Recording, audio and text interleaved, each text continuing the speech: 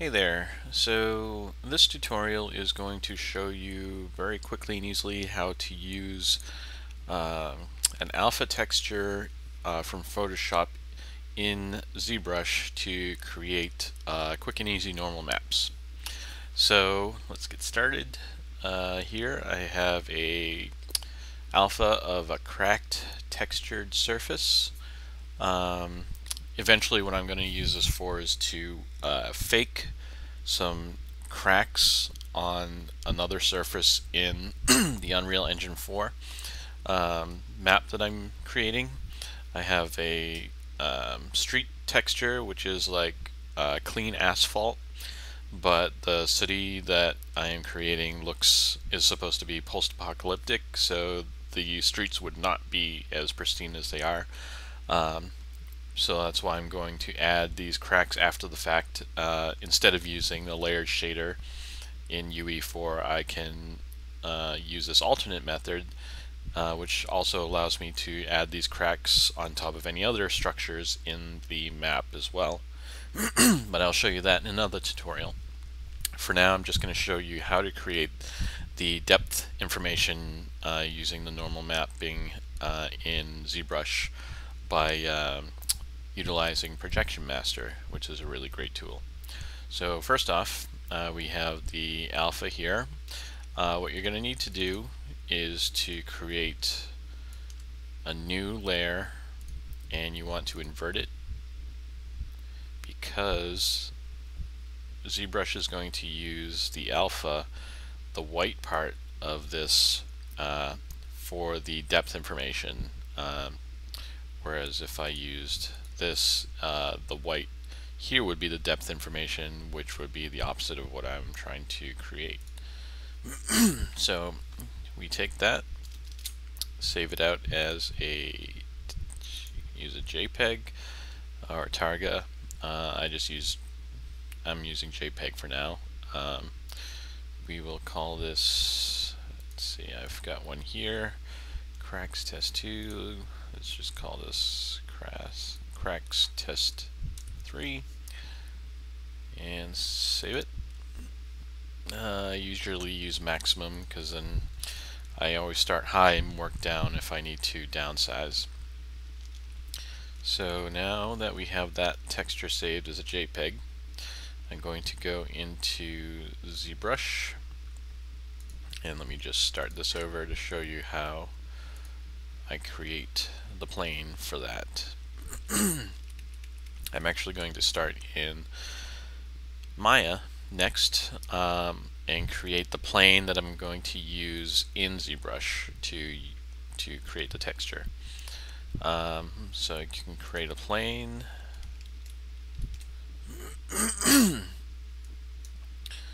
Just going to change the size here, and subdivisions are going to just be 1, so it's a single quad. The actual geometry of this is going to be brought into the Unreal 4 engine, so that way I want to make sure that I just keep it a single quad to keep the draw calls, you know, a little lighter, because if you use a lot of these, then obviously you're adding a polygonal geometry into your scene, which, you know, will slow it down if you have enough of it, but a single polygon doesn't do much at all as far as the speed. So I have that here. I'm going to just create that and export it for now. So export that. You want to export as an OBJ because the tools that you import into ZBrush have to be an OBJ file. So I have a cracks test 2. I'm going to change that again to cracks test 3. Just name it whatever you want, just as long as you know where it is, and save it out. Go into ZBrush. So now what I want to do is import what I just created. So I have that right here, cracks test 3.obj. Open it up. So I'm assuming you're probably you should be familiar with ZBrush enough to know how to use the interface here. Otherwise, you can just kind of follow along. I'm going to click and drag inside the viewport. Now you can't see anything because it's just a plane and it's sitting on its side. So it doesn't look like I just did anything, but if I switch to edit mode by hitting T and move this, you can see that the plane is actually in the window. So I'm going to center that in the screen.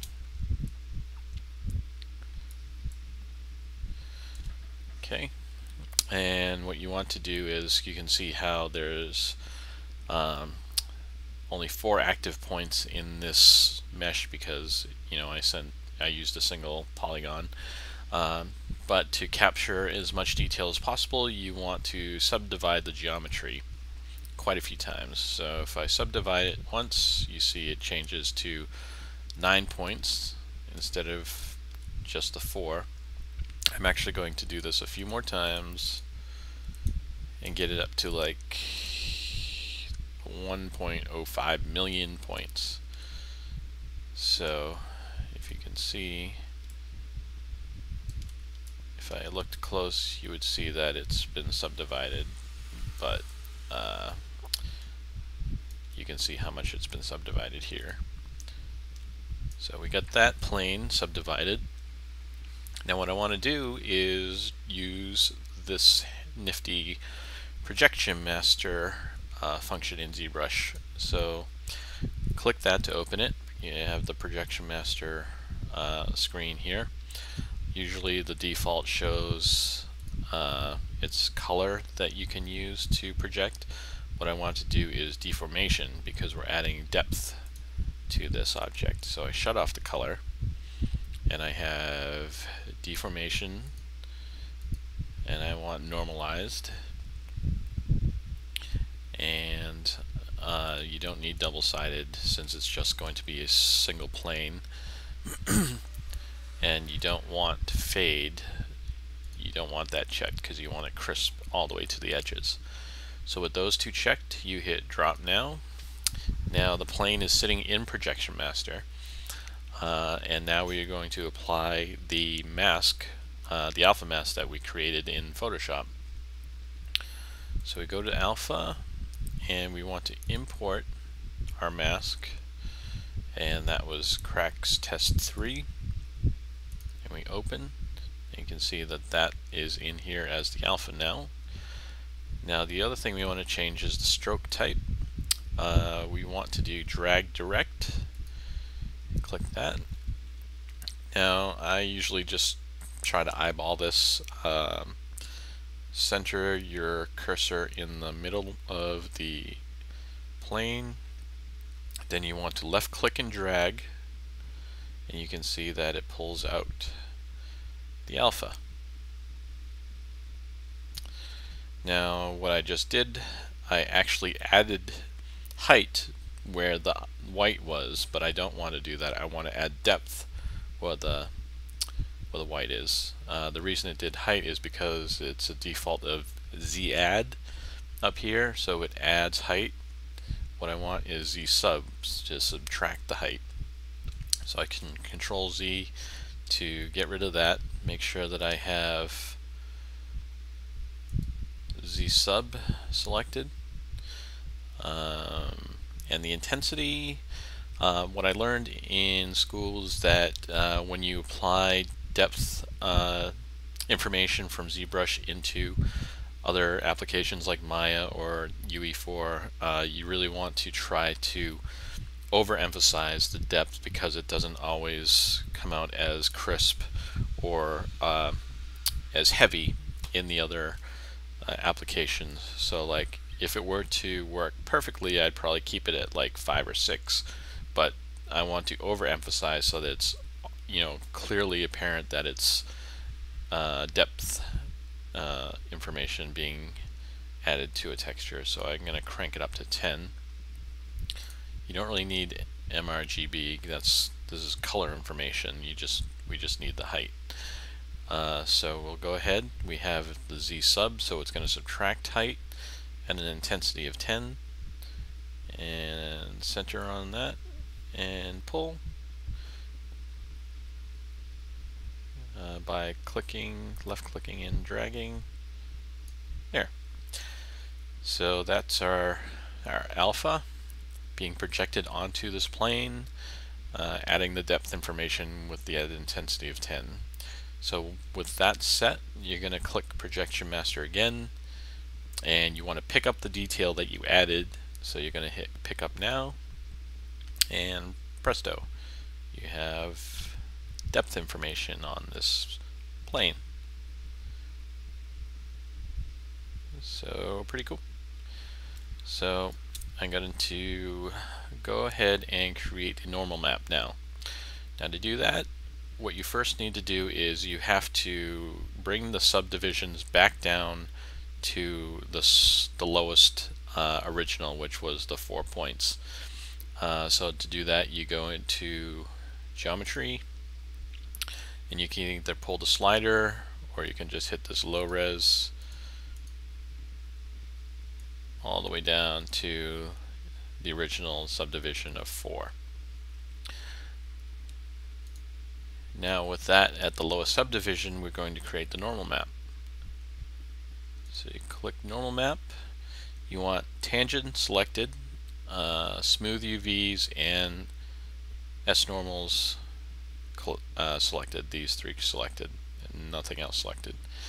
Then you click Create Normal Map.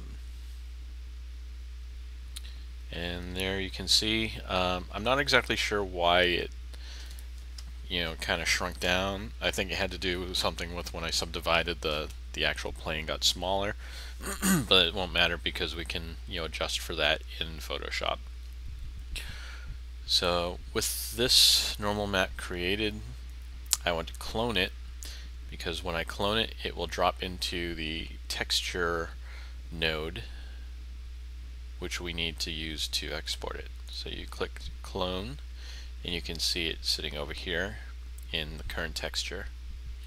So with that, you go into Textures up here. You can see that the map is here, and we want to export it.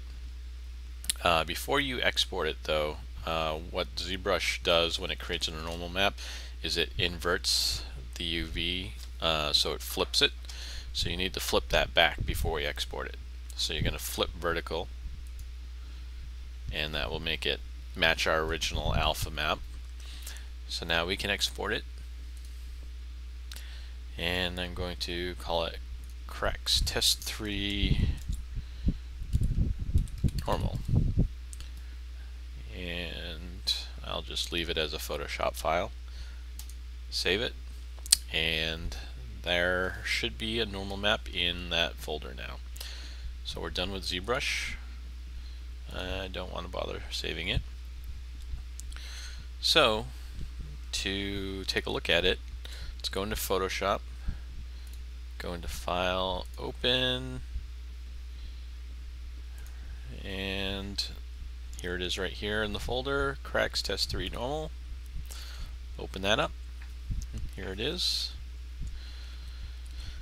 So I want to make sure that I crop this so that it is the same dimensions as the original alpha. So I will go ahead and bring up my grid, and I'm going to drag down the guides, so the selection tool will make it a lot easier to select this and crop it. Put my guides on each side. So that's the actual area that we need. Take the selection tool, select it, image, crop. So here's that full texture of the normal map. So I'm going to save that. I'm going to actually copy that, bring it back over here into our file with the original alpha, paste it, and just size it so that it matches up again.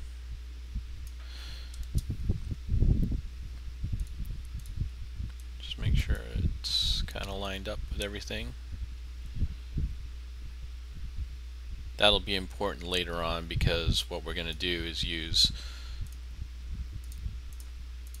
this alpha to mask out all the opacity of the texture except for the cracks, so that way we can create the illusion of cracks with depth information on top of an existing textured object, without having to add another layered shader to that object. We're just going to lay it right on top of it with that plane. But anyway, so there's the normal map, and I'll just show you real quick. Actually, I guess I don't need to create a JPEG, but if we go back into the file here in Maya, I'm going to bring up the Hypershade, create a new Lambert, call that cracks test 3 to be consistent, and just underscore matte. And for the bump mapping, go into the file, and you want to add cracks test 3 normal. Okay, so with that selected, we apply that texture to the object, and then I'm going to switch to the high render version, and you can see you just got to switch, remember to switch this to tangent space normals to get the texture information based on the normals. You can crank up the depth.